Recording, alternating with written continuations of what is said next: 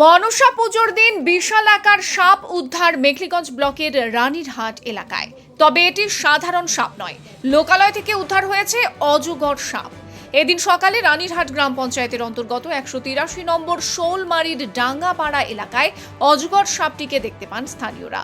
প্রত্যক্ষদর্শীরা জানিয়েছেন, একটি বাঁশ বাগানে আশ্রয় নিয়েছিল অজগর সাপটি। সাপটিকে দেখে প্রথমে আতঙ্কিত হয়ে পড়েন স্থানীয় বাসিন্দারা। পরবর্তীতে খবর দেওয়া হয় স্থানীয় থানা এবং বন দপ্তরে। খবর পেয়ে বন দপ্তরের কর্মীরা এবং একজন সর্পপ্রেমী সেখানে হাজির হন। স্থানীয়দের সহযোগিতায় দীর্ঘক্ষণের প্রচেষ্টায় সাপটিকে ধরা সম্ভব হয় বলে জানা গিয়েছে। সাপটি প্রায় 8 ফুট লম্বা। এই ঘটনা জানাজানি হতেই এলাকায় ভিড় জমতে থাকে। সাপটিকে দেখার জন্য উৎসুক মানুষের ভিড় উপচে যায়। স্থানীয় বাসিন্দা প্রদ্যুৎ কুমার রায় জানান, হঠাৎ আমাদের নজরে আসে একটি গাছের ওপরে অজগর সাপ। পরবর্তীতে দেখা যায় সাপটি সেখান থেকে নিচে নেমে পরবর্তীতে বাঁশবাগানের ওপরে ওঠে। বন দপ্তরকে খবর দিলে তারা এসে সাপটিকে নিয়ে যায়।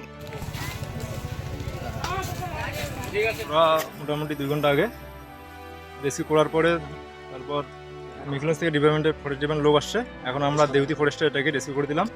একদম নির্বিষ সাপ এটি, নির্বিষ কিন্তু এটি পুরা বিষ দেয় না, কিন্তু পুরা খাদ্যটাকে গিলে খাওয়ার জন্য সক্ষম। আর এ শরীর দিয়ে চেপে ধরে ওর শিকারটাকে খুব দুর্বল করে তোলে।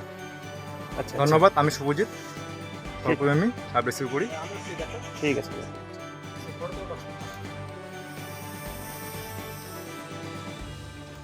কি ঘটেছে এখানে?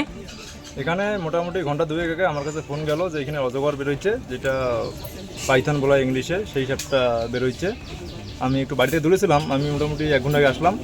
পাবলিকের সহযোগিতায় সাপটা বাসের উপরে ছিল, অনেক কষ্ট করে রেস্কিউ করা হলো।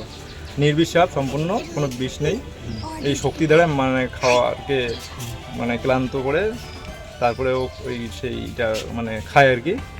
এমনি একদম নির্বিষ সাপ। তো কটার সময় বেরোচ্ছে? এখন টাইম একটু বের হয়েছে সকালবেলা। আমাকে ফোন করছিল 9:30 10টার দিকে। 9:30 দিকে হয়তো কত ফিটের সাপটা হবে? সাপটা মোটামুটি 7 ফুট প্লাস, 7-8 ফুট হবে। কে প্রথম দেখছে?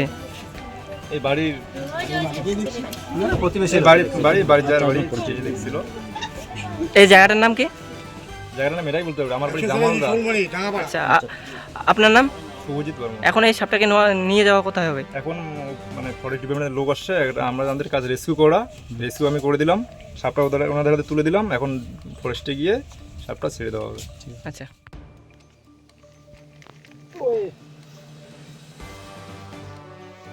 কয় ফিট হবে? 6 ফিট হবে।